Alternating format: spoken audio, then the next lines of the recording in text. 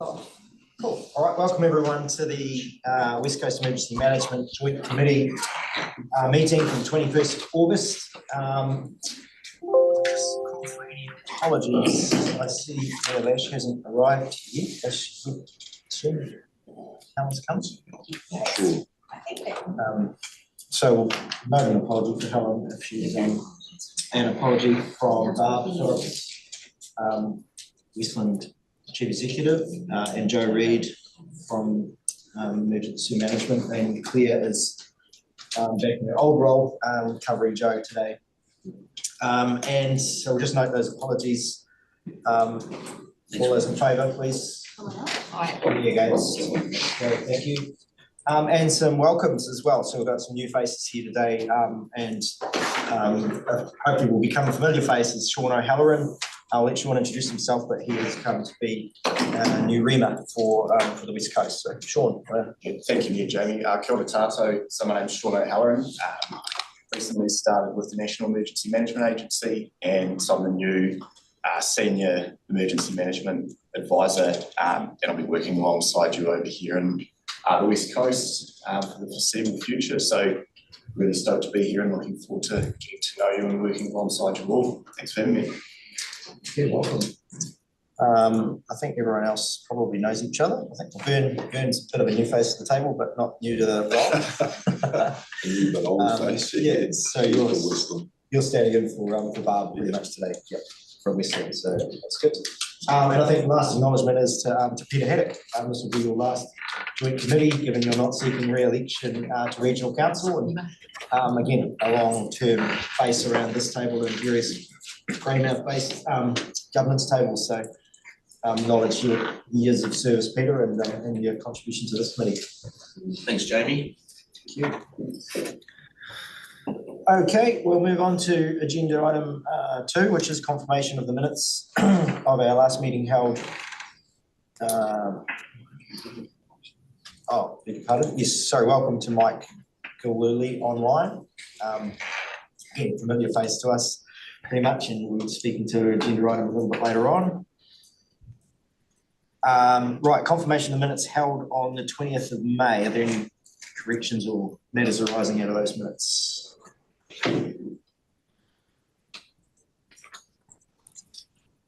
Nothing heard.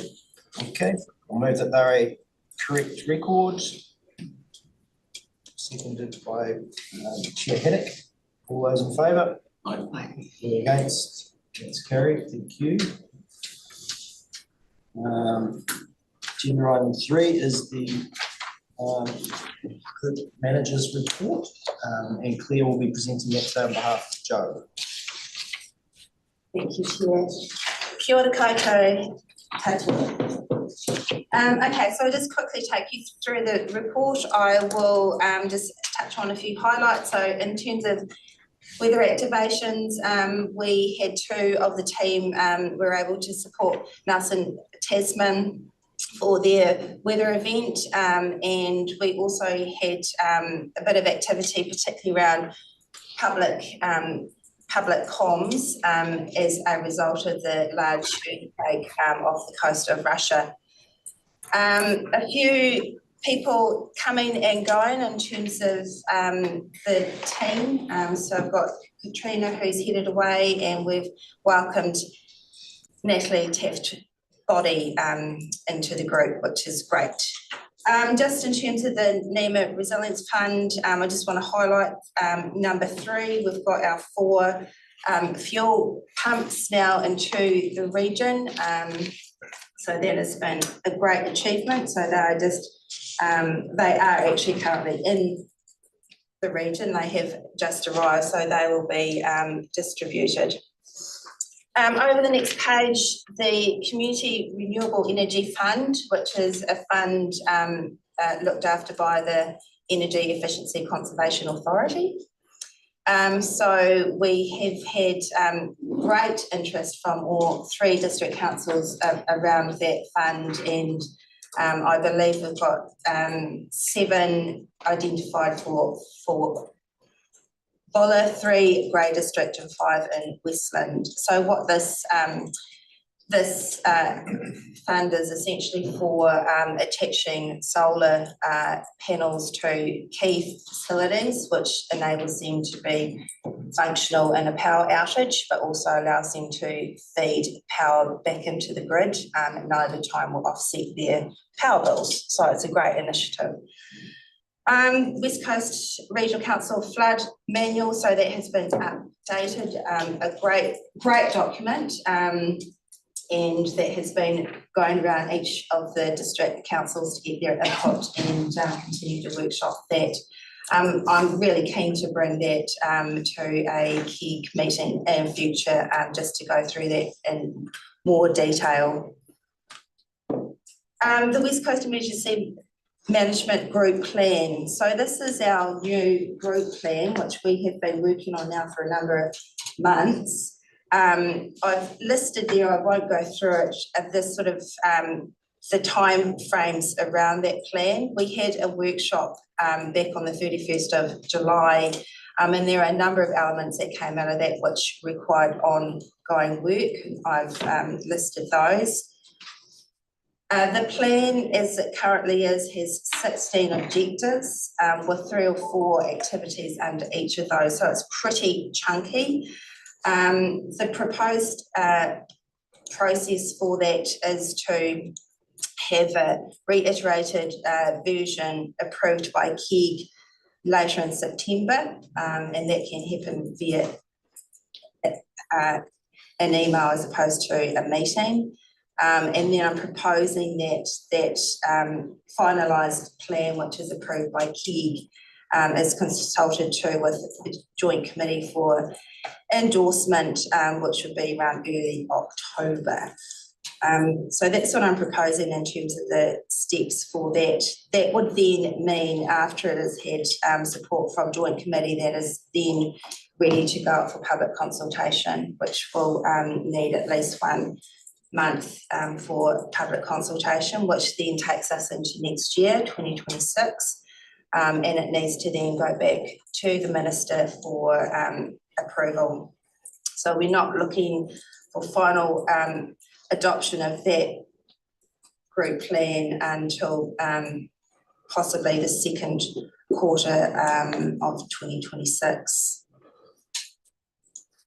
And last but not least, I've just put at the back of the report just a reminder really about the process for Joint Committee Chair, that we'll be looking for nominations for the chair of this Joint Committee at the next meeting on the 20th of November. And just following on from that, we'll also be looking for a change, potentially a change with the coordinating executive group chair as well.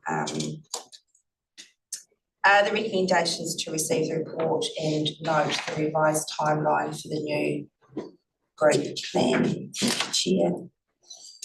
Thank you. Open it up for any questions. Got a couple. So the work on the enhanced evacuation planning, so the Westport one's straightforward, but I just note Grey Hockey and Friends is ended on 30 June. Yes. So what is the status of that? Obviously it requires funding and LTPs. So has that funding been put into those LTPs? So yes, so there requires ongoing work around evacuation planning for those 3 rivers, Grey, Hokitika and Waiho. We've got a meeting with the contractor tomorrow about looking at what the next processes are for those. So that will involve strong input from each of those 2 district councils, the Grey District Council and Western District Council as well. So they'll all have a slightly different trajectory. They're all different rivers, they've got different contexts and they've got different arrangements that currently are in play for each of those. So there is quite a lot of work that is still required. So when I say that the project's ended at the 30th of June, that's the financial year, that was the funding that we had received from NEMA to enhance what we already had. So we've got versions which, the final versions of those were out in May earlier this year. But there is, of course, quite a bit of work that needs to continue with each of those 3 pieces of work. So we're comfortable that particularly the Franz Joseph one, there is the guts of the workable evacuation plan. There's a start, so there needs considerable amount of work for the Waiho River in particular. So hence we're having the meeting tomorrow to put in place what that needs to look like and who needs to be around the table to support that piece of work. So that is the first cab off the rank. So my next questions are around the group plan, and there's been pretty recent announcements in the cabinet paper for what the minister intends to introduce there. What is that? Does that have an impact on the timing of all this, given that we're looking at not having this done until, you know, next year or the early part of next year, and are we going to then be consulting with a document that's you know, out of date before we consulted? I don't think so. I would look to my NEMA colleagues around the table if there's any additional thoughts on that. But this plan is really strongly rooted in what we need to be delivering with the current direction.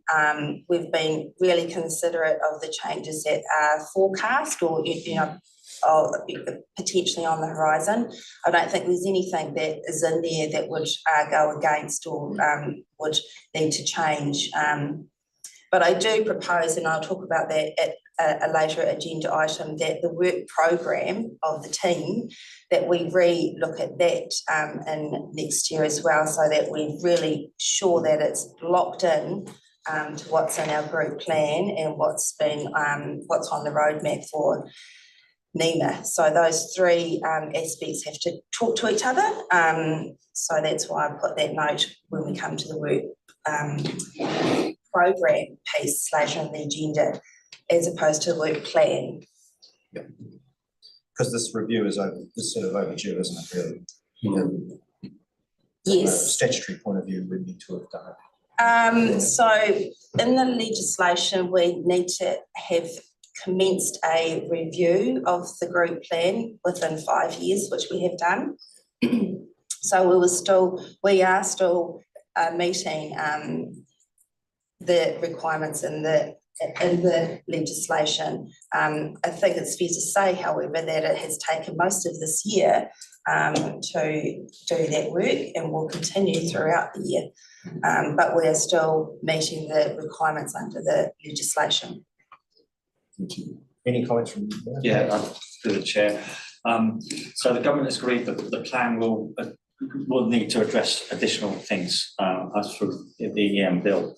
And so what the group plans should maybe consider in this period before the bill has been passed is the needs of the communities that the groups consider to be disproportionately affected by emergencies, how offers of assistance from people and communities will be managed in an emergency, and how animals will be managed in an emergency. So maybe look towards those things while going through this group plan, because that will meet the needs of the emergency bill, which is due to come into effect next year, 2026. Through the chair, if I can also add that the contractor who we have on board to help us with the group plan, he's been working with about 7 other groups across the country. So he has been able to incorporate the feedback that he's already had through all of those other pieces of work from NEMA in particular, and has been able to incorporate that into our plan. So I feel that we're in a pretty strong position because we've had the fortunate position of being able to learn from the work that he's already undertaken across those other group plans. Yeah, thank you. Any other questions? Darryl. Just a couple of questions, Mr. Chair, or a comment, sorry, Mr. Chairman, just on the report from Claire. Firstly, look, it was great to have 2 of our emergency management staff up assisting Tasman, but just to note that we also had hydrology staff and engineering staff up there as well, and we had some really good feedback back to the chair about their capability and competency and how that whole team made a big difference up there. And from a sort of a response perspective, we've often had Canterbury and Otago staff helping us out, and when we think we're going to get a big event. But for us to now be in a position, particularly from a regional council and our hydrology, river engineering, to be able to reciprocate to other councils, probably for the first time in a long, long time, but with a high degree of competence with all the right gear. The modern technology around the gaugings and river flows and that sort of thing means that we're really set up for that reciprocal arrangements across that regional sector to really help out. And that was a very good, I think, benchmark on where we're at really in terms of playing in that bigger regional sector. So I think that was a real highlight for the regional council over the last quarter, although, some big challenges up in Tasman, as we all know. The second thing that I want to really comment on is the evacuation planning. So we got significant funding through Resilient Westport to undertake a in-depth resilient evacuation plan for Westport based on the new flood scheme. And that's been able to be done at a high degree of detail. And that was funded by Resilient Westport. And again, that evacuation plan is getting a lot of traction nationally. It's probably best practice around the country. So all the other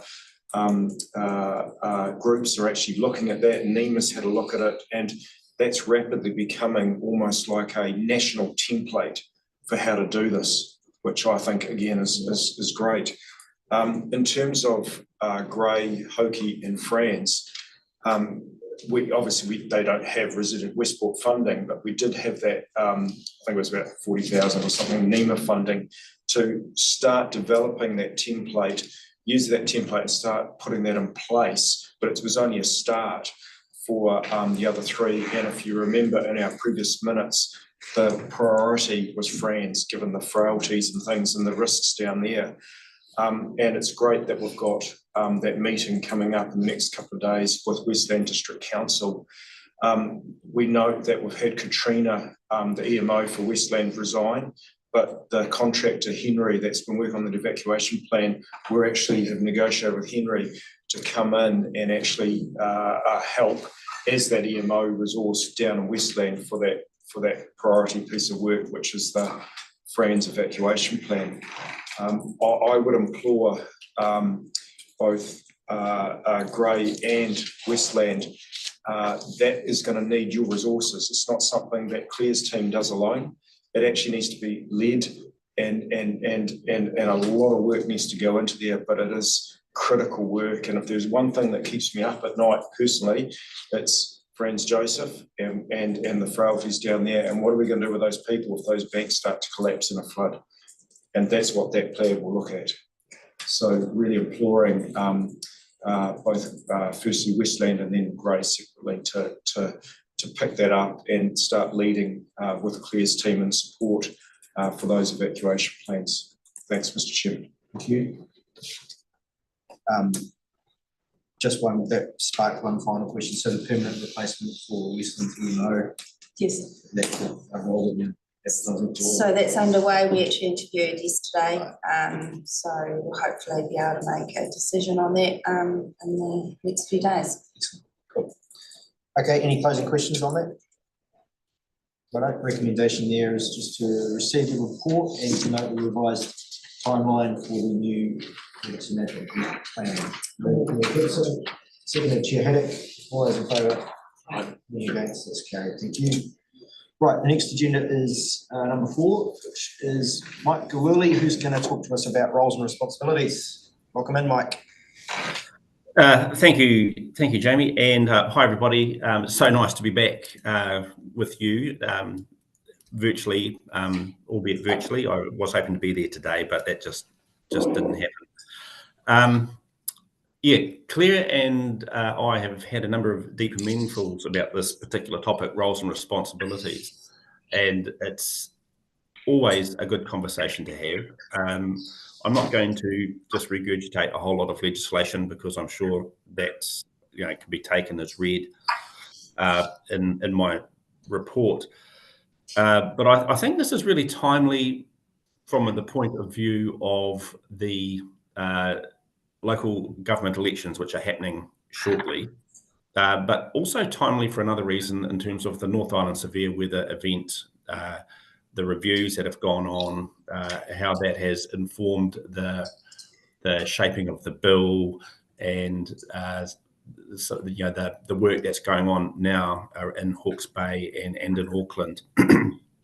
And at the heart of all of that is the way we understand our roles and responsibilities. And I think everyone around this table has probably seen numerous examples over their careers where we've either seen poor delivery or projects go off the rails, and often that's sheeted home to the fact that roles and responsibilities aren't either poorly defined or sometimes just not well understood.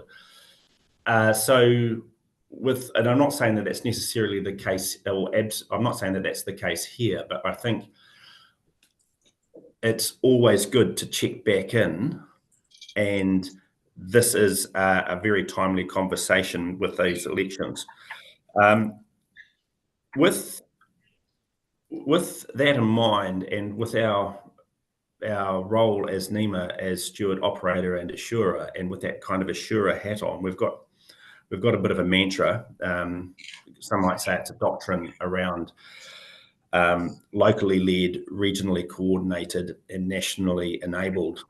And that doctrine is entirely relevant and true 90% of the time. When we get the big one, I'm thinking the AF8 or the catastrophic event, there is going to be a nationally led kind of component and a locally led component as well. But 90% of our responses across the country, in fact 95% of our emergency responses across the country, happen locally, and they happen within a region. Sometimes they cross regional boundaries, but by and large, they happen locally, and they're locally led. And they're locally led across all 4 Rs, whether that's in reduction, readiness, response, or recovery. So I think we need to think about our roles and responsibilities in those terms, in terms of locally led, regionally coordinated, nationally enabled, because that is where most of our responses and our readiness and our posture needs to be orientated. I think as my observation, and Claire and I have had a number of conversations on this, and we've looked at the partnership agreement. The partnership agreement has set you is good. You are definitely in step with other groups around the country, and it's entirely, and it's appropriate. I think there's an opportunity with the induction of new joint committee members. I'm hearing that we might be recruiting new EMOs into roles, and we've had some recent onboardings with welfare managers, I think, and I think as a CDM group, there is a real near-term opportunity to reconvene around this idea of the partnership agreement, the roles and responsibilities that it's articulating, which are in step with other CDM groups, and just testing whether it's still meeting the needs of this group in terms of the language, in terms of who's doing what and when. So I'm happy to answer any questions. I'm steering away from shoving the legislation down your throats. I don't think that's the last thing mayors and chief executives need, but really happy to have a chat about this now, but also going forward after the next elections. And back to you, Chair. Thanks, Mike. Any questions? I think there's always that challenge between roles and responsibilities and then adequate funding. Yes. And who pays, and that's always the challenge in small councils.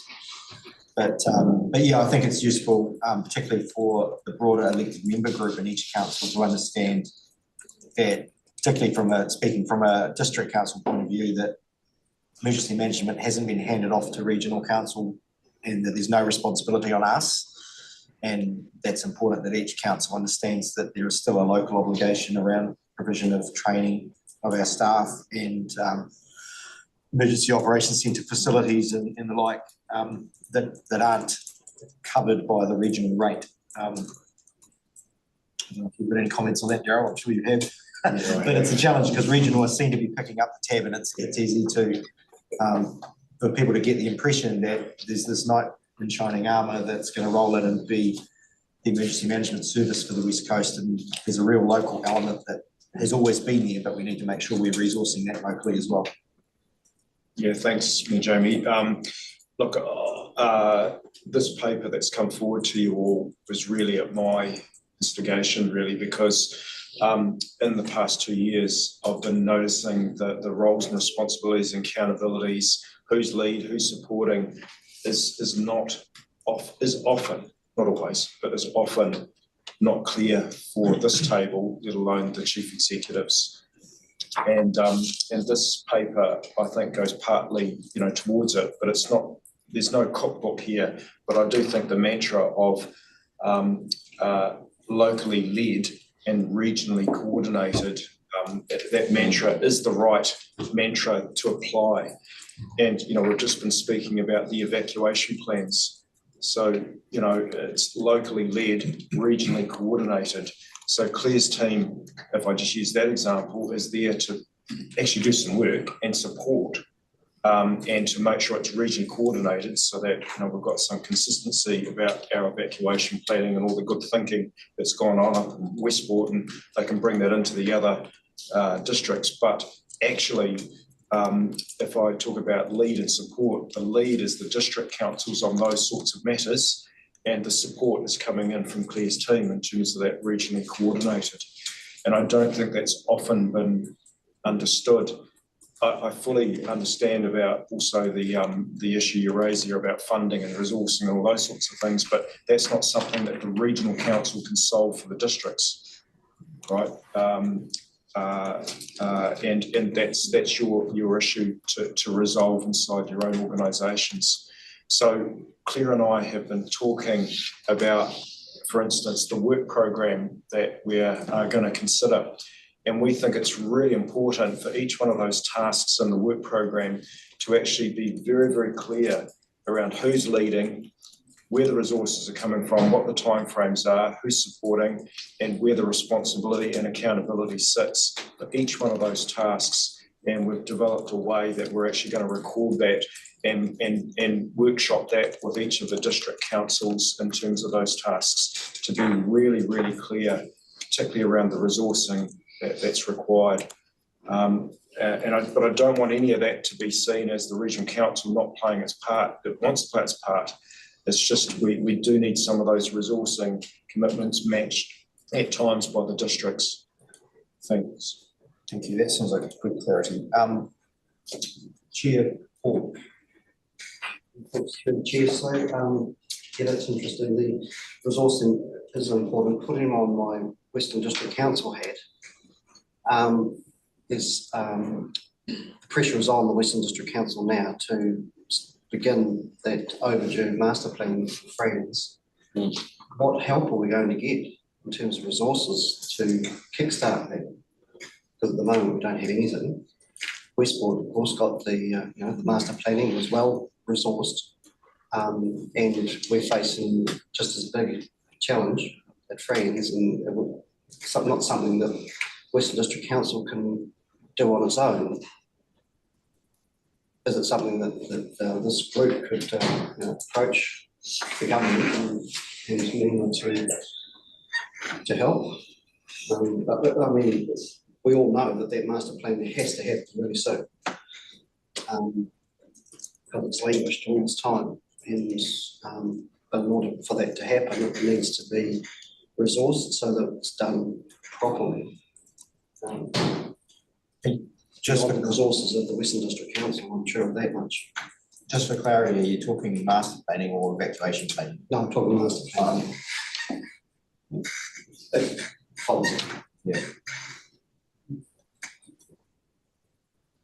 I, through the chair, I endorse Paul's comments there, because the Waiho, a day like today, can't imagine anything happening, but a potential disaster is only around the corner, and I do understand that Western District Council have a problem that there's no funding for that master planning, but somehow that has to happen, because every day we wait, the risk is higher and higher. But I would support an endorsement from this committee to government seeking some funding on, for Western District to start that work. And I know, Paul, that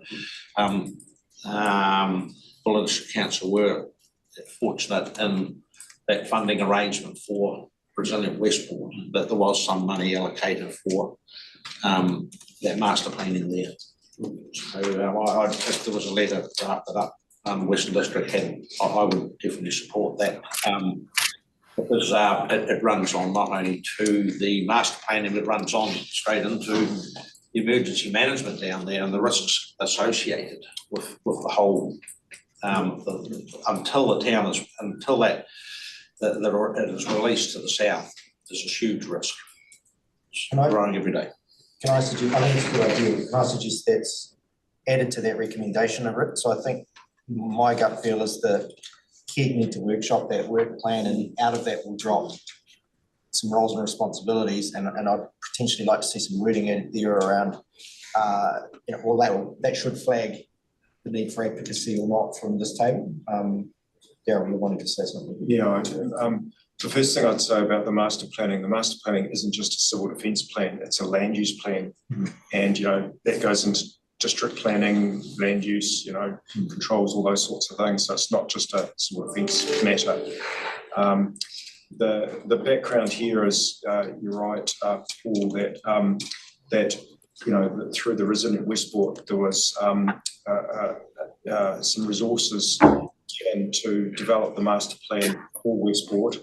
And once again, just like the evacuation planning, that's been used as a template for master planning, and a really good example of how to do it and how the project needs to be set up.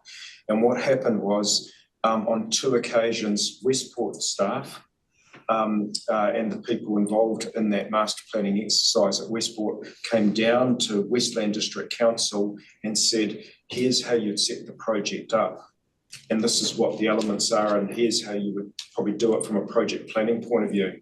Now, I want to acknowledge that was with the previous chief executive, but all of those people that are involved in that are still floating around, and so that was given to Westland. What I think is required here is Westland need to, and I'm very minded about Minister Jones saying, come to me with a plan.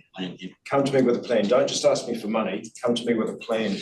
And if we're going to actually make an approach and advocate to government for some assistance, what is that plan? What is required? What are the resources required? And who's doing what? And what is supplementary from government that we might need? I don't think we can just go to government and say, give us a bunch of money and then we'll figure out what we do from here. Thanks. Because I agree. Because I think that the master planning element is, like you say, it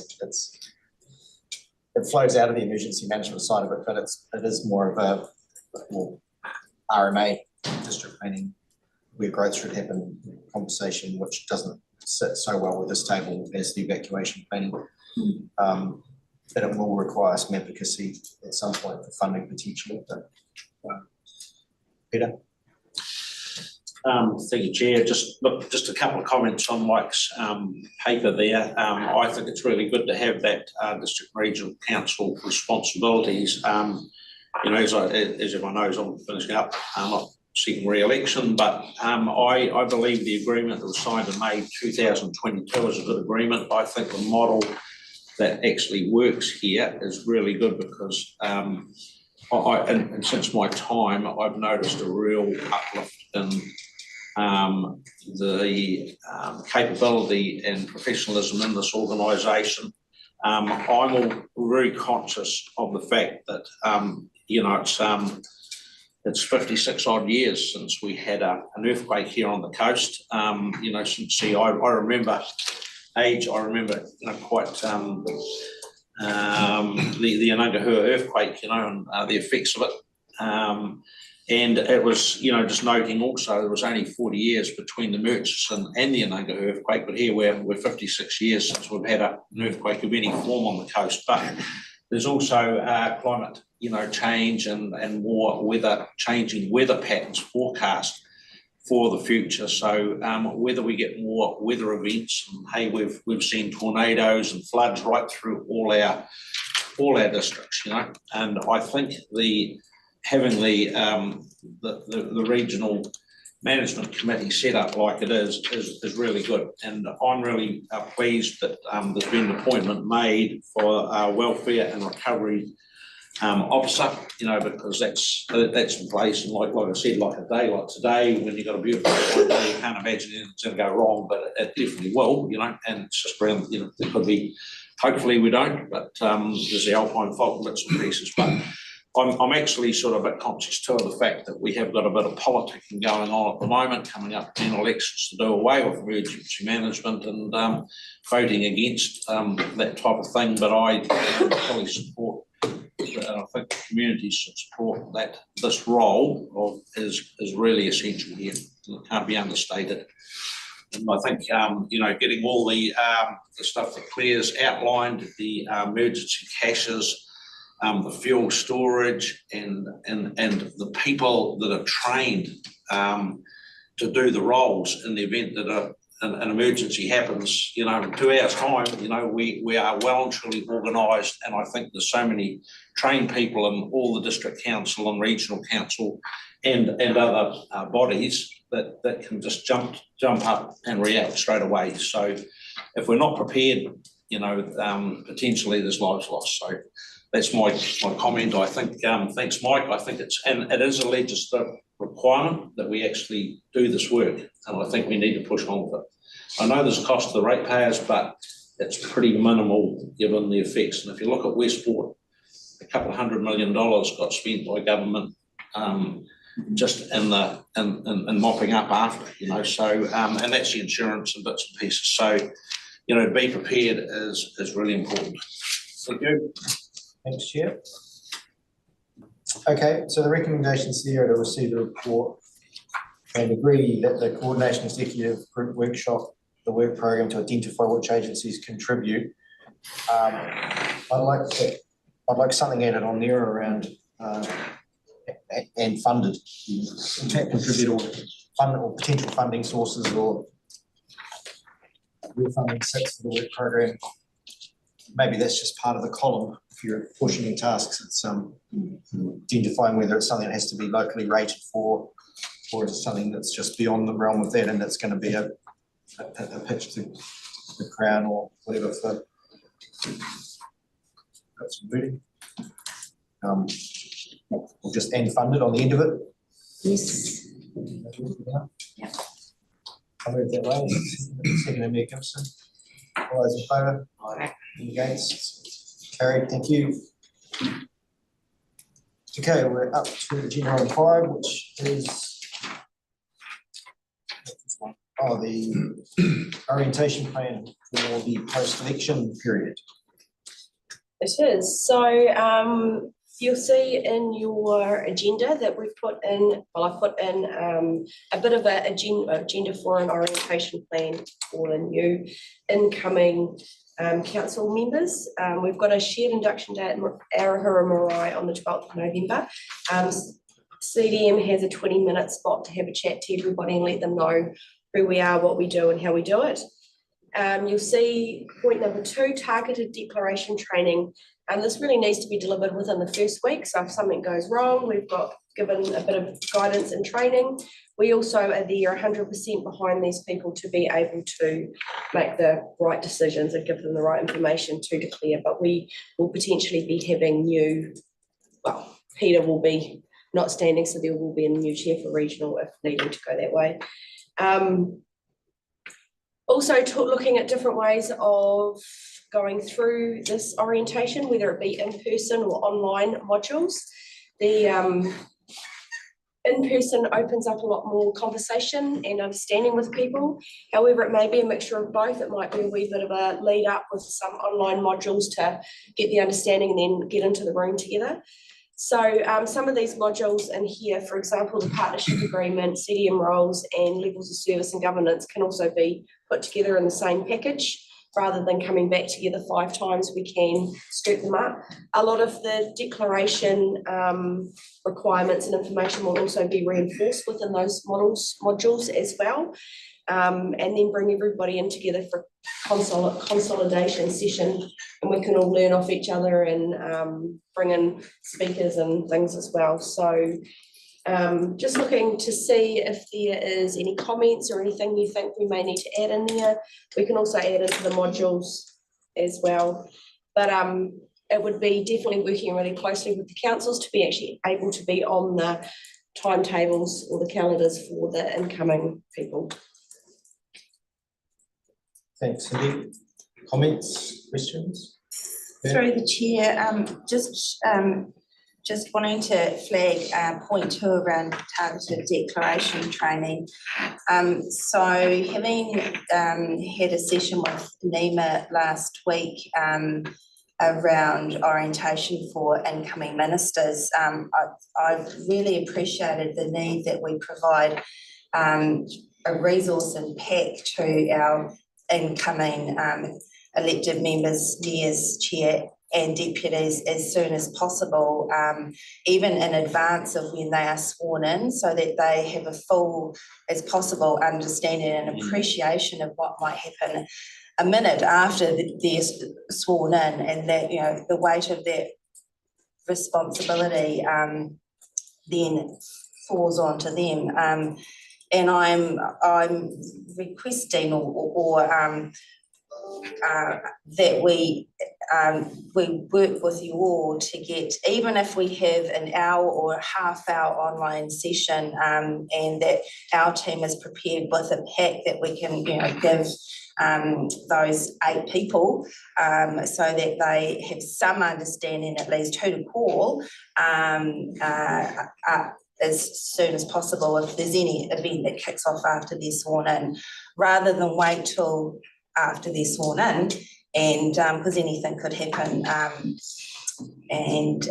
So that is just a additional point which talks to that point 2, which would mean having to work with you quite quickly as soon as we have an outcome of the elections, which is probably going to be, you know, days until they are sworn in, to have an audience with as many as possible, to give them this really important information about what they will be responsible for as soon as they are sworn in. That was my additional point. Yeah, I think it's a really good one. It's pretty clear for the mayors as to who wins the election. The chair of regional can take a little bit longer though, can't it? Because it's... I wonder if Claire could comment about what the arrangement is in place there.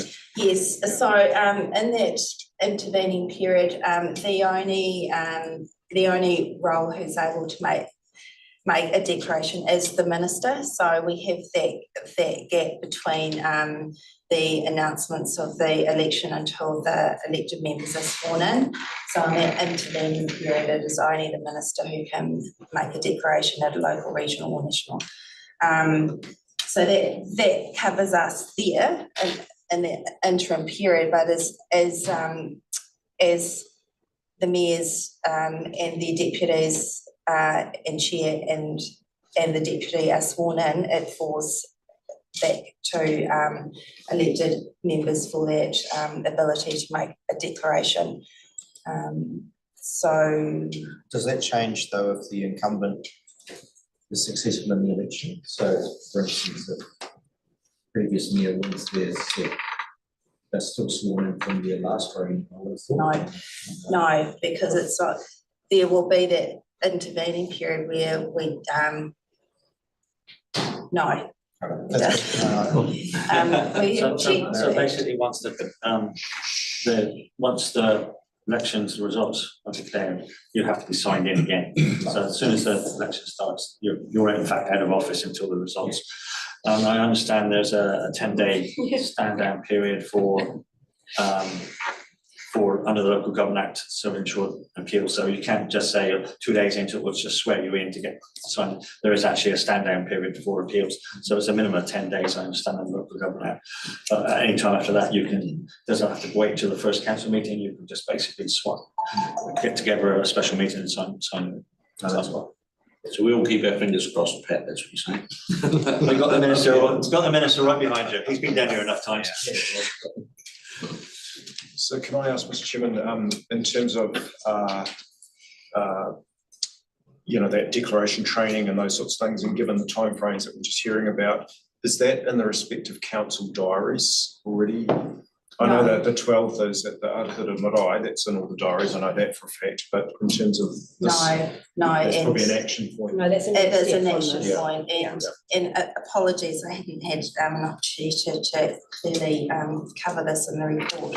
But having had that advice from NEMA last week, I think it's really important we make every effort to get that into your calendars so that having the individuals are, and we're talking 8, and so we will be working with you all to factor that into calendars.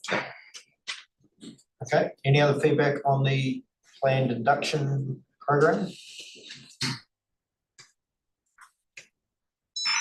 It's clear. I think it's really, really important. It's always going to be onerous to try and get everyone where they need to be to prioritise this, but that should be 100% priority. I think one of the first things we need to get our heads around, or anyone new needs to get around.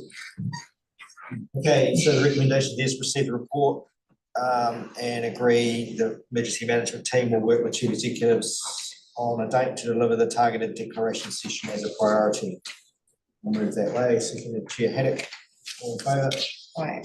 Against? That's carried. Moving on to agenda item 6, which is the revised group work programme. Thank you, Chair. So I have attached as an appendix 1 a revised work programme. This programme was provided to KEG for comment earlier this month.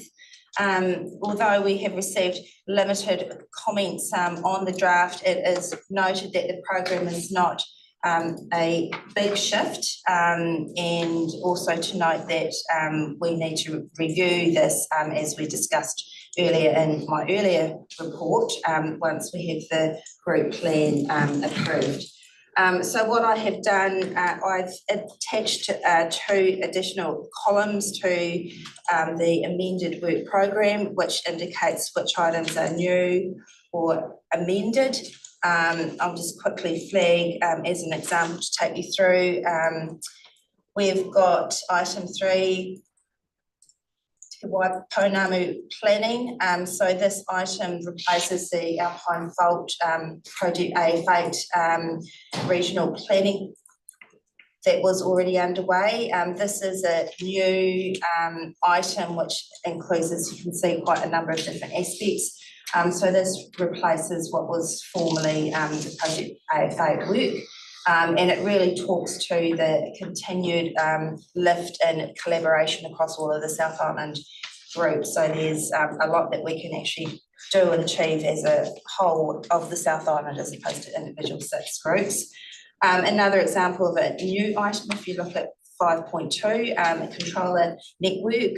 So we believe it's important that we have a standalone controller forum twice a year.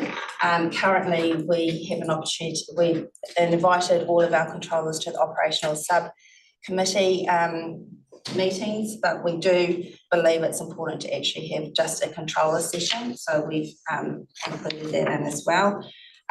We talk at number 7 about evacuation planning for, as we've discussed earlier, the Waiho, Hokitika and Grey Rivers. And then there's additional activities in the recoveries section at 8.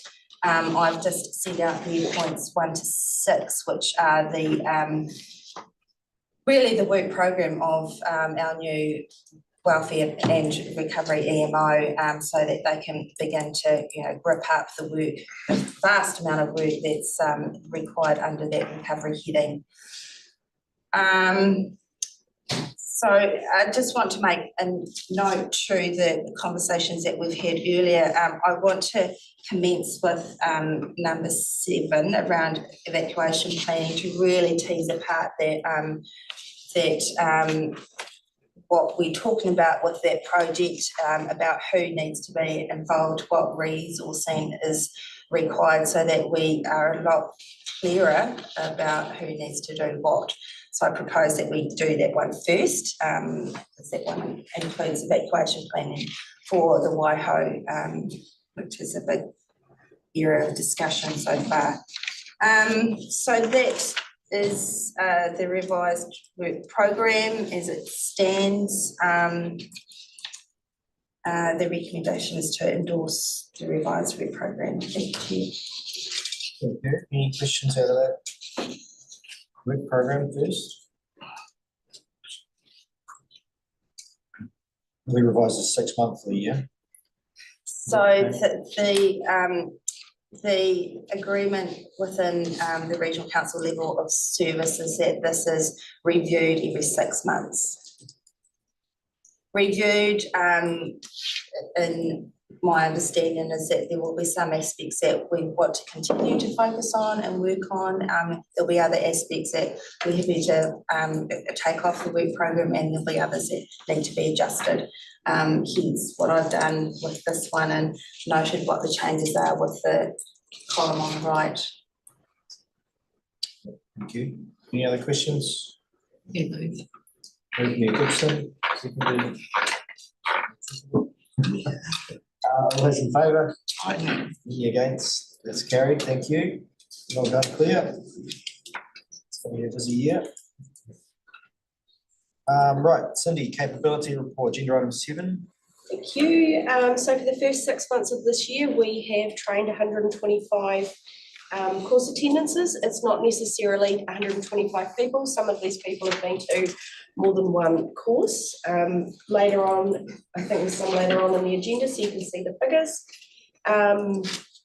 We're still getting a few cancellations. We've just run Sims for this week. It's actually currently happening in the SCC today, and our 9 in Bulla dropped down to about 5 or 6 over the weekend of people not wanting to come on Monday. So just a reminder, please encourage your staff to be turning up to the trainings, because it's we did the $300 fee for those not turning up so that we could try and avoid this. However, it's still happening a lot. For the funding, we just, as we wrote this report, we had been given an additional $22,000 from the NEMA Capability Fund. So thank you, NEMA, that was really appreciated. So that certainly helps towards our training this year. A really big thank you and acknowledgement for our team and all those participants to the rapid deployment exercise on the 8th of August. It was a really good day. We probably had about 50 people in the Western Recreation Centre putting up our MHUs, which is the big Covertex tents. There was 5 put up, including one from St John's, one from Fire and Emergency as well. And then just coming up this year is some more function courses as well. So yeah, it's been a good year for training so far. The first 6 months have been really good. Good work. Any comments on that? Questions, Peter? Yeah. Oh, okay.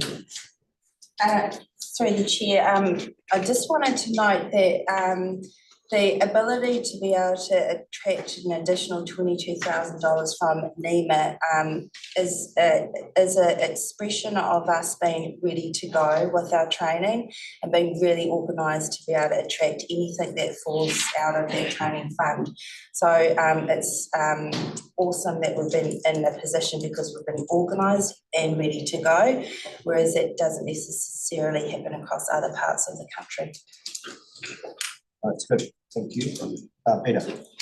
You know, it's a good comment there, Claire. I was going to bring that up, so that's really good, but I just can't reiterate enough about that training, you know, it's so essential, and it's our fund, we got that funding allocation from NEMA, so it's good to be able to use. And just our question I really had to was just about whether we have training reserves, you know, whether you can have, because everyone gets sick or there's things pop up in people's lives, you know, so whether you can have standbys, you know, if you've got 7 people allocated, whether you can have another 3 that are on standby in case someone does take sick or there's another In the event. So function courses, yes, definitely, but with the Sims 4, like what's running at the moment, there's a month's pre-work that needs to be done prior to that, and that includes signing up for unit standards, so it's quite expressed in their sign up that the Sims 4 courses must be attended, or you need to be 1 month out or 4 weeks out to cancel.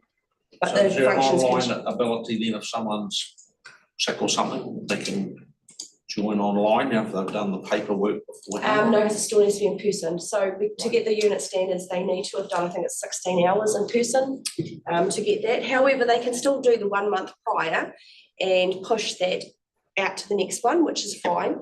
However, these people are cancelling because they haven't done the work. Okay. So it's quite a bit different, yeah. Yeah, my comment here, Mr. Chairman, is that it's great to see that the numbers, you know, coming through in training. Just a reminder that the overall outcome we're seeking is when we have a local or a regional declaration, is that we actually have, and the CEs have all signed up for this, we're really trying to get enough numbers in each of our organisations at an EOC level and an ECC level to have at least 2, but probably 3 shifts of people on an 8-hour rotation to actually, have the personnel inside our EOCs and ECC to actually do the job. And at the moment, when it's just a local declaration in the EOC matter, regional council sends staff in, but if we're going to go up to a fully fledged regional, then both those EOCs and the ECCs need to operate, and I'd have to bring my staff back out to do the ECC, you see.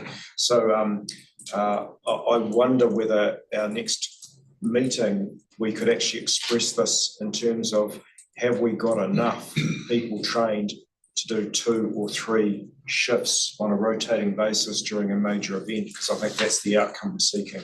Thanks. And you'll see in the work plan that Claire put together is looking back at that WC4, where we've got our trained teams from each of the councils that almost specialise in it and are there to be able to lead and support those that don't have as much experience. So that will be coming back through our meetings to be encouraging that as well. So who owns that readiness, capability register, or whatever you want to call it? Is that our council CEs, or is that our each EMO and each of our EOCs? Who sort of drives that and says, yes, we've got the right people or enough people or not? I think it's differing. We have a list of it. I know, like, for example, Westland, Katrina was working closely with the HR person, put that on there, and I know that the HR person does work closely with the regional council as well on the training. I'm not sure about Gray and Buller, but I do know that both of Janice and Joe work really hard with the councils for that training. So we do have a list of how many people are trained according to Takatu, because some people were trained prior to that, prior to having that system. However, they would need to be refreshed as well. So we do have a list which can be shared with the councils. Yeah. For the EMOs. But having a list and then actually having someone that's got accountability to be able to say at a governance level, I think we need to satisfy ourselves that everyone's got their feet to the fire on this, or someone has at each district. Joe, do you have something? Yeah, well, I was just going to say on that, would you be able to send a list out, like what Gray employees you have on that register, so I can just have a look and see others, current employees? We do, often we do really well at getting the standard Sims course done, the first one, but then when it comes to going into functions, we don't seem to get as much with that. Yeah, I think this is, goes back to Mike Calgari's paper really of, who's accountable, who's responsible, and where do the things sit. From my point of view, regionally coordinated. So we regionally coordinate the training through Cindy. And we make sure, it's publicised, happens, conducted, and, obviously recorded. In terms of actually the accountability for making sure that each organisation has the right numbers of people that are trained and is our ready, people for an event. That's with each of the CEs. I'll do that for the ECC, and each of the CEs should do that for the EOCs. That's the way I'd see it in a very simplistic term, but we just make sure that we've got an up-to-date list that we all know, and I would say that regional list should be perhaps regionally coordinated. But again, I think we need to document where this sits, and that's what I was talking about before, about the approach for each of these tasks, to go through them all and make sure that each of the accountabilities are documented. I think we've got it as a KPI for you as a CE. Yeah. Maybe that's a consistency that should happen across the coast, that all the CEs have the same KPI that speaks to this somehow. Achieve, not achieve.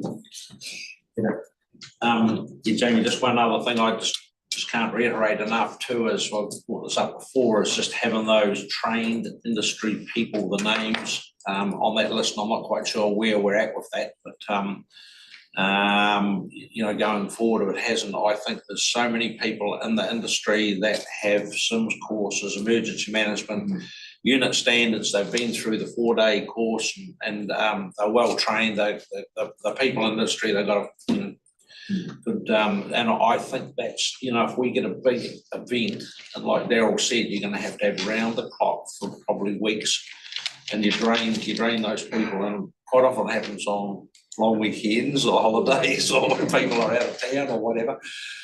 So I think that's really important, that going forward that there's a list through the industry of those people you can, and their phone contacts that you can call on, because when the event comes, we could well be understaffed. You will need every person you can grab, So I know people come from away, but if we do get the Alpine fault, we'll be looking after ourselves.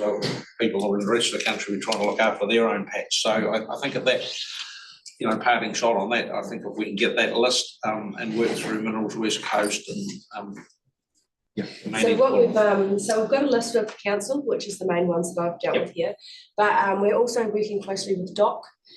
We've just made contact and like the Westland milk products. Buller works really closely with Bathurst Mine, so it's just building those volunteers and everything around the outside as well, and then bringing them into exercises to come and join us to train. And again, mainly that's doing the Sims 4. It's almost like getting a free course of Sims 4 and not coming back for functions, but we are working on that, especially through Paul, through his Lifelines and Partnerships role. I'm happy to try and work in with the industry to work in with you, Cindy, on getting a list of those people we talked about for a while. Yeah, that'd be good. Right, it's good. And the good news is that we're trending upwards in terms of our number of people that are buying into this training. So that's good. I think we need to keep moving. So you good? Yep. Okay, so the recommendation there is we received the report on capability and training from January to June this year. I'll move that way. Lee Gibson, all those in favour? Against, carried. Thank you. Right, the government roadmap to strengthen emergency management update. Thank you, Chair. I won't spend too much time on this. This is a brief report just to let you know where things are happening around the updates, the work around the updates to the emergency management bill. So as you may recall, back in October 2024, the government released its response to the inquiry into the North Island severe weather events. Then in April earlier this year, the Minister released a discussion document about proposed improvements to the emergency management system, seeking input from the public. We were able to put our submission in to that, so that occurred on the 9th of May.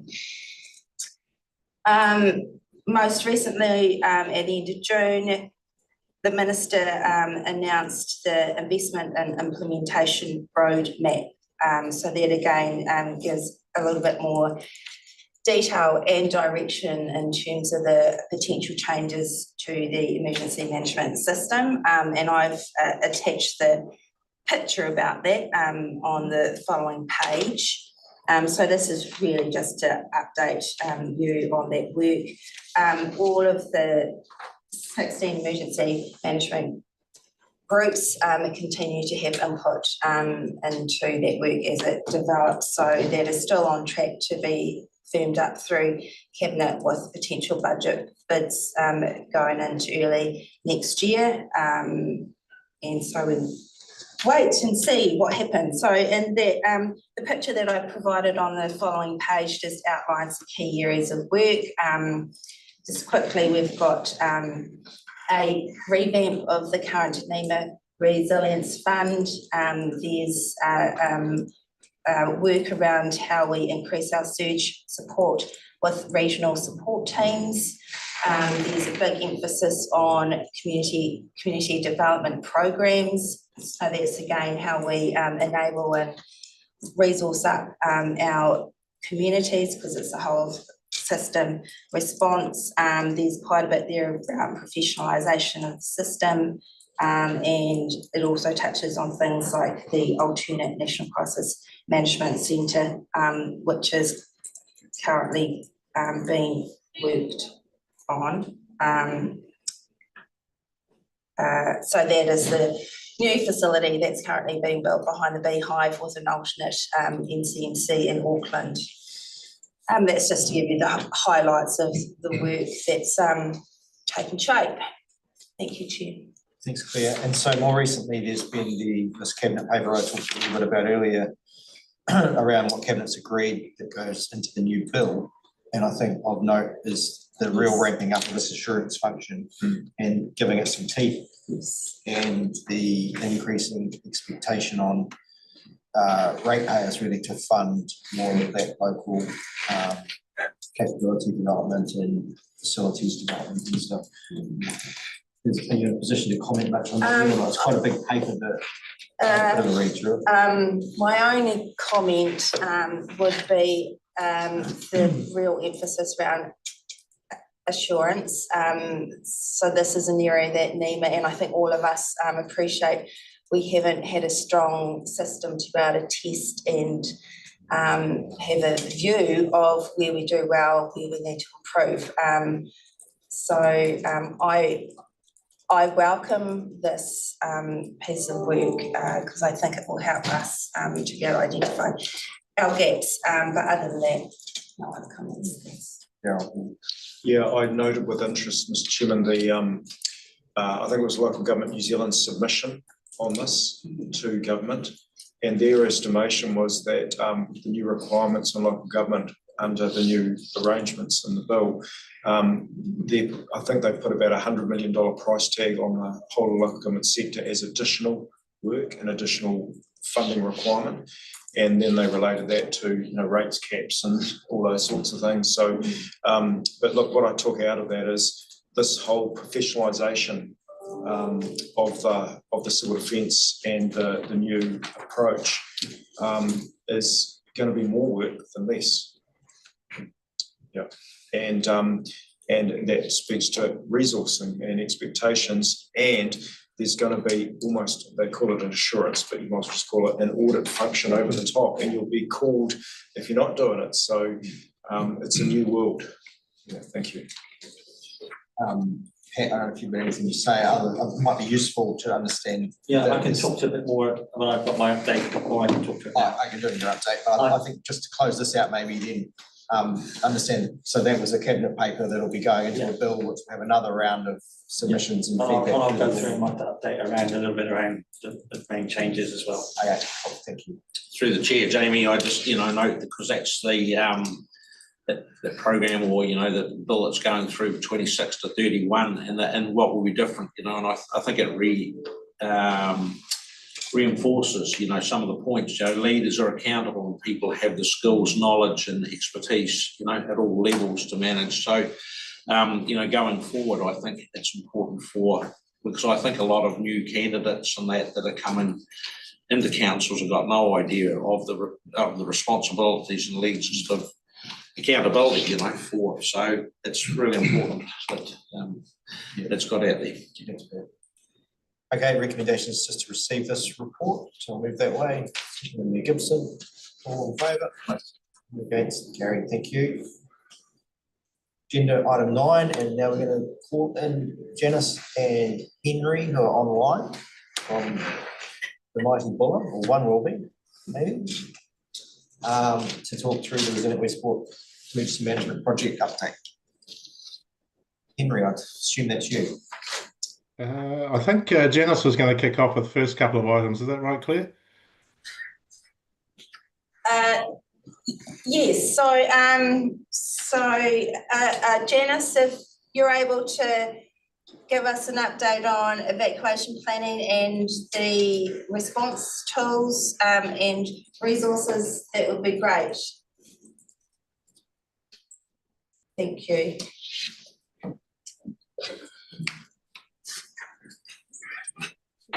Yeah, she's gone. Henry, you might have to jump in. I'm here now. Oh, there we go. So, sorry. Henry is doing the evacuation planning and the preparedness response tools. That's the next steps that we're working on. But where I've been focusing on is the resourcing and the community capabilities and resilience. So what's happened is so far is from the Resilient Westport Fund, we have are in the process of setting up 2 pod caches in containers. So there is, in Westport, we've got an EOC setting up in an alternate EOC in a pod that is here at Victoria Square that we're doing a rapid response training with this afternoon, with no help from anybody outside of the district, to see how well we can set up and try and communicate with our community groups this afternoon. And then we're setting up a welfare cache as well, which will be stored at the Peel Street Yard here in Westport. And that's from the Westport Resilience Fund. From a local community group that we've got, they've called themselves the Cats Creek Community Group. They've got funding and they've set up a welfare cache that's being stored at Craddock Park. So that because they're in containers, they can be obviously dispatched anywhere that are needed, not just here on the Buller, anywhere it's needed on the coast sort of thing. And then we've also got from the NEMA Resilience Fund, an EOC/community cache in Reefton as well, so that if we have to, for any reason, evacuate Westport and need to have an EOC in Reefton as well, we've got the capabilities resource-wise to set that up. I'm really excited about those, and I'm really looking forward to this afternoon to see how well we can set up a EOC, not in our established EOC, because we've never had to do that before. With the community capability and resilience, what we're doing around that is all the community groups this year are going through community civil defence centre training, so that they know what's expected around how to work in a civil defence centre, our expectations of what we need from them. That's going really, really well. We have monthly meetings with the community group leaders, and they share any concerns they've got. I let them know what's going on across our region and ask them for help. And obviously we do the radio checks. And this year we've also completed a review of all of the community response plans. So all of our 19 groups have got community response plans. And what we're working going forward now for the rest of the year is working with the group that we meet every 6 weeks about catastrophic planning, is around how we're going to help the isolated communities. We've done lots of other stuff about how the EOC will respond and those sorts of things, to setting up the EOC and initial action plans and things. So now our focus is on how we will help the community groups in an event where they're isolated. Thank you. Thanks, Janice. Any questions for Janice first? Oh, good. Some good practical stuff there, Janice. Henry, bring you back in. Yeah, hi everyone. Thank you. Evacuation planning. We've completed our sort of consultation on the draft plan, and got a fair amount of quite useful feedback from a range of stakeholders who were invited to comment on that.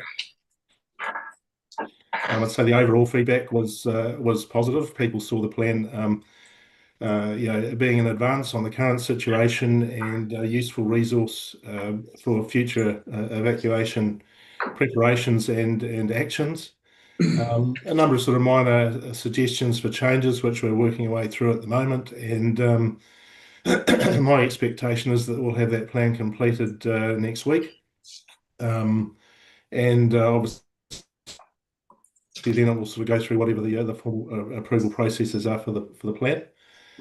So that's a large tick in the box, I guess, a bit of activity over several months that's got us to this point.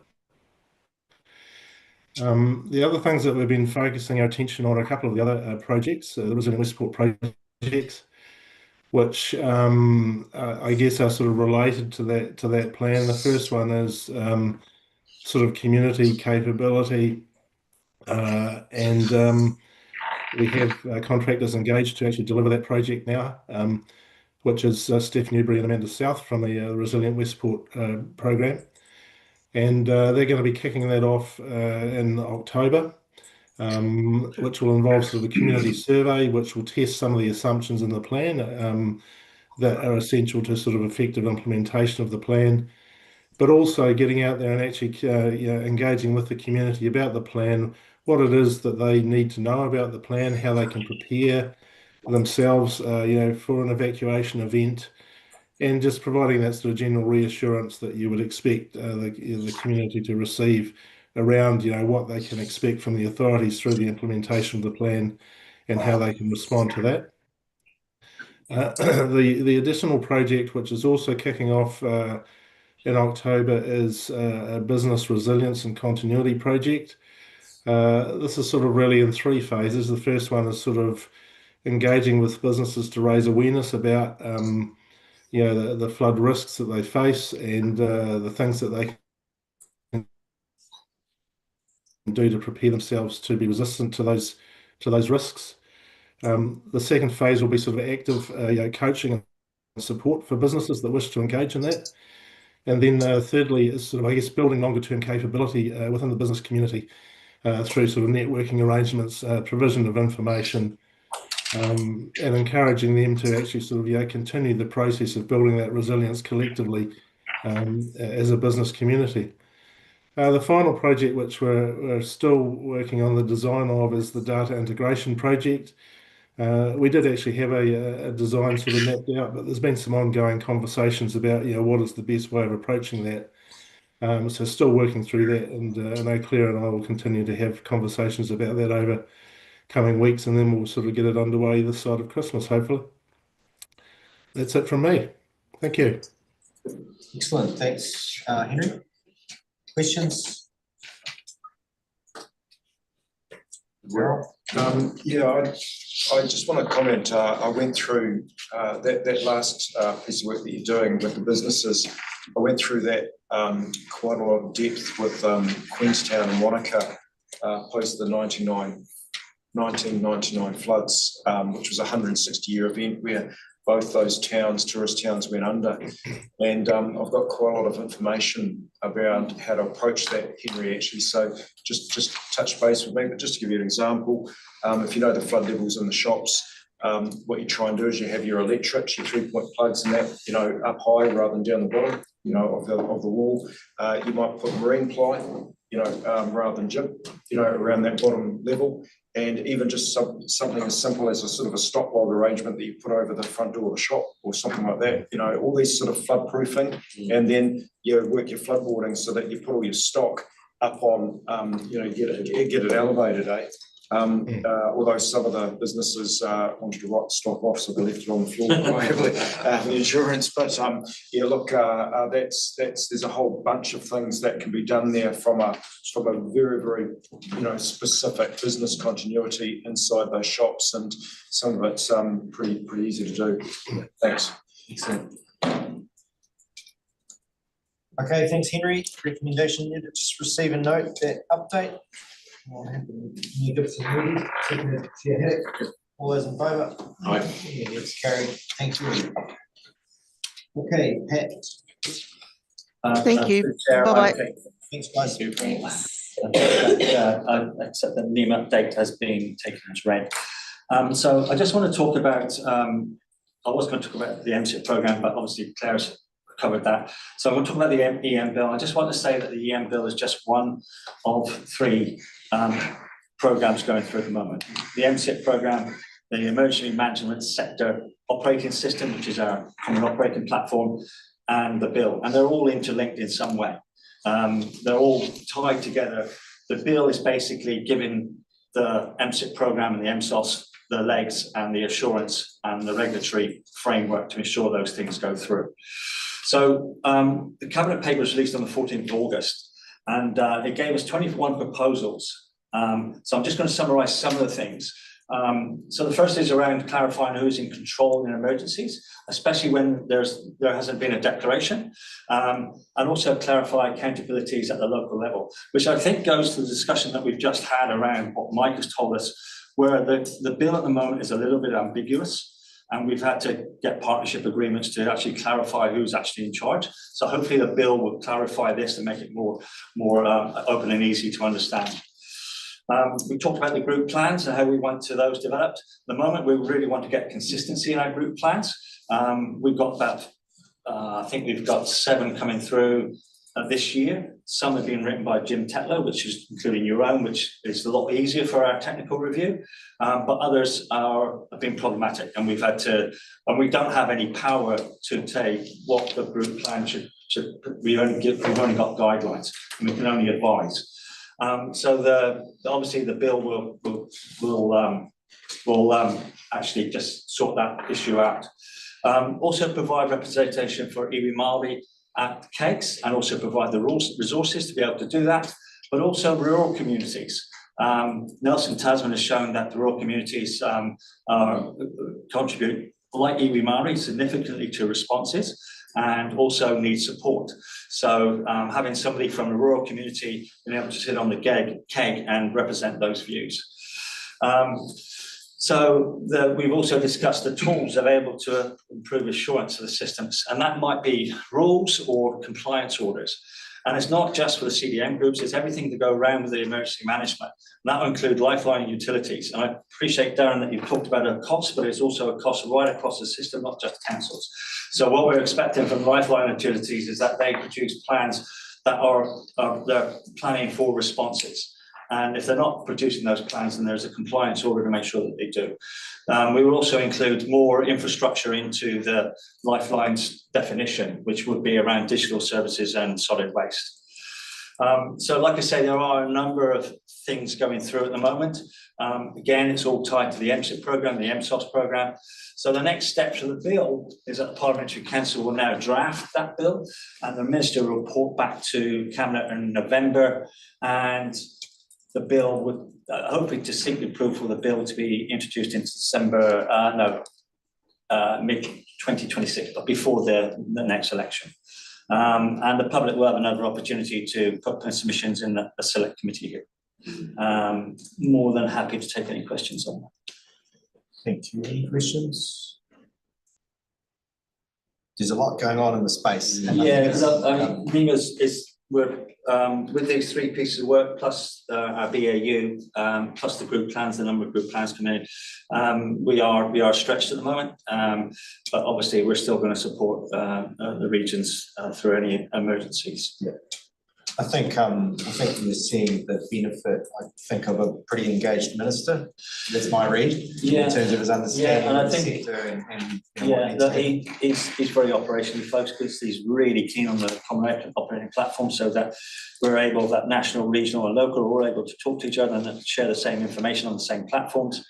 And also there's been a lot of, in the last year, EMLG, the SIG have significantly contributed to the bill, to MSIP programs, and NEMA are really grateful for that support to be able to put those bids in. So while there is a lot of work going on, we've been really well supported by our partners and stakeholders. Okay, around the room we look pretty good. So recommendation there just to receive the report. I'll move that way, but in doing so, I'll acknowledge, Pat, this is your last meeting as our REMA. Thank you. We're heading back to base. And yeah, just want to acknowledge your contribution over, what's it been, 18 months or something? Yeah, nearly 2 years. I'd like to thank everyone for the support you give me. And every time I've come down here, I've always been welcomed. Probably come down more often than I should have, but I've always been well supported, especially from Claire and Cindy, and I've always been welcomed. So thank you very much. Thank you. Thanks, Pat. Okay, so moving that we received the report. Chair Haddock, all in favour? Aye. Yeah, against? Done. Carried. Thank you. Are there any matters of general business we want to get on the record? Chair Paul. Well, through the chair, so it's actually in Pat's report. The I keep on about the tsunami evacuation and this mentions in here that the updated director's guideline and these evacuation zones, the blue zone, which is to make it easier for communities to know what to do when a tsunami arrives on the coastline and little time to evacuate. So it's the question really is on that, which follows on from our last CEDA meeting, is how are we going to get that messaging out to the communities? I know there's a plan, but I just want to know what that plan is for getting the messaging to people through schools, etc. You know, it's the best place. And on the ground, what are we doing? It's all very well to put out the alerts on the cell phones, but given we have, outside the main towns on the Taipōtini, we don't have that many coastal communities. You can name them from Neils Beach to Hannah's Clearing, Haas Beach and Bruce Bay, and then covering to and then Northern Bull, basically, apart from the main towns. What are we going to do to get the messaging across as to what people do? I'd really like to see that plan for it to come to a future meeting. So is that on? Oh, sorry. Yeah, through the chair, that should be also part of your group plan. Managing one of your hazards around, and that should be around the communication and how you're going to. It should be detailed in your group plan of how that's going to be managed and what the expectations. So I think with the tsunami, a local source tsunami, which is less than an hour, but could also be less than significant less, could be 30 minutes. You're not going to get much warning from NEMA because it takes 15 to 20 minutes for MGMC to assess the earthquake and assess whether the tsunami is going to where and when it's going to hit us.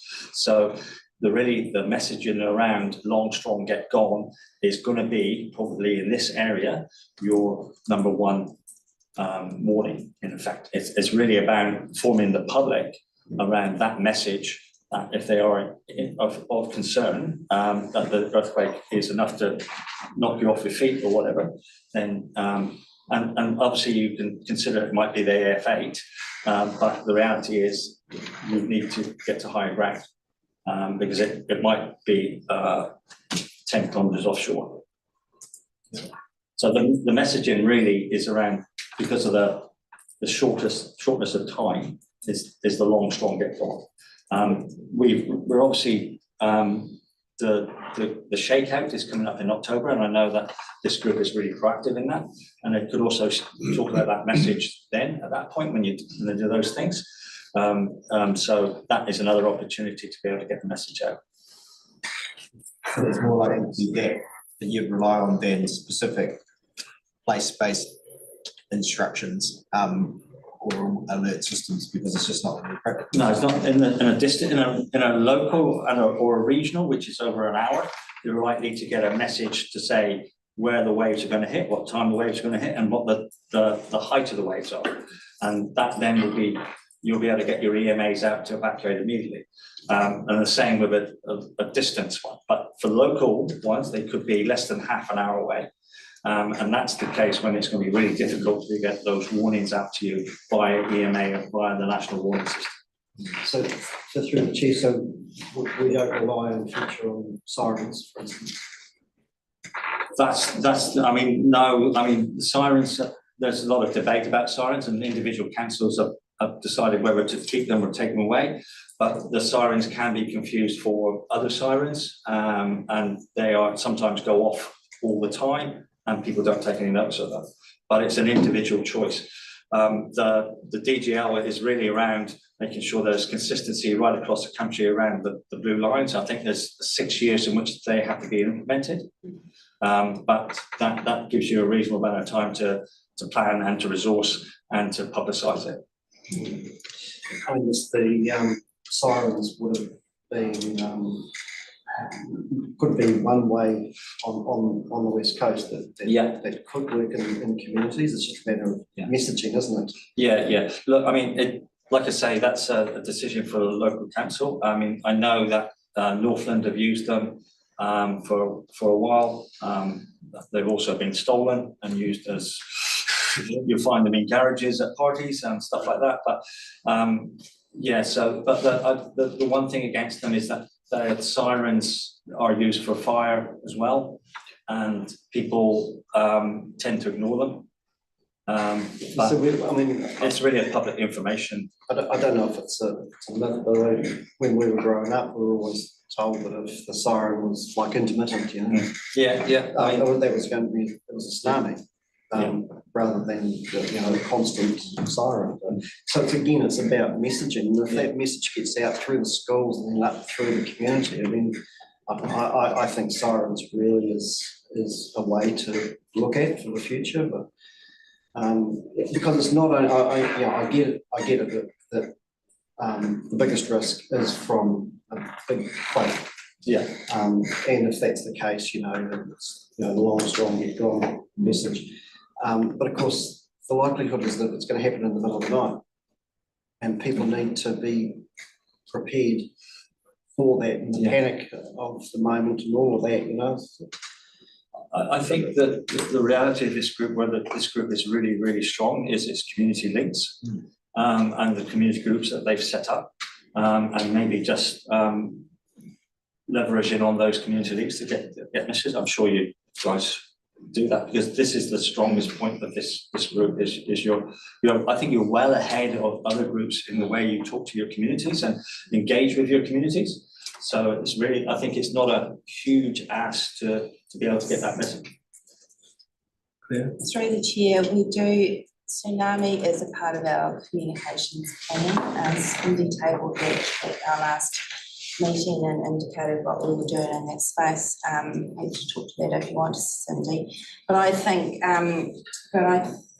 a piece of work here is to actually come back to KEG and this committee about what our implementation plan is for the tsunami evacuation guidelines, because that sort of covers everything. So you'll be interested to know what we're prioritising, what our work program is over what period of time, so that we are meeting our obligations under the national guidelines. I can add to that if you want. So I'm part of the CDM South Island Tiwai Pounamu Planning Group. So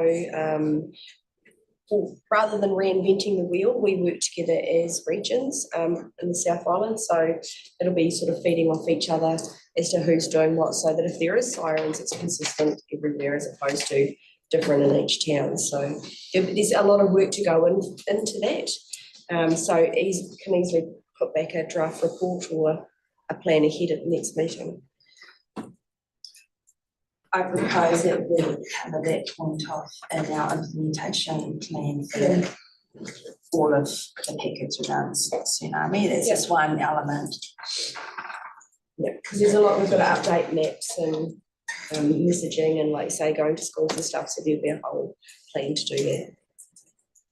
Right, great. Okay, good. Peter?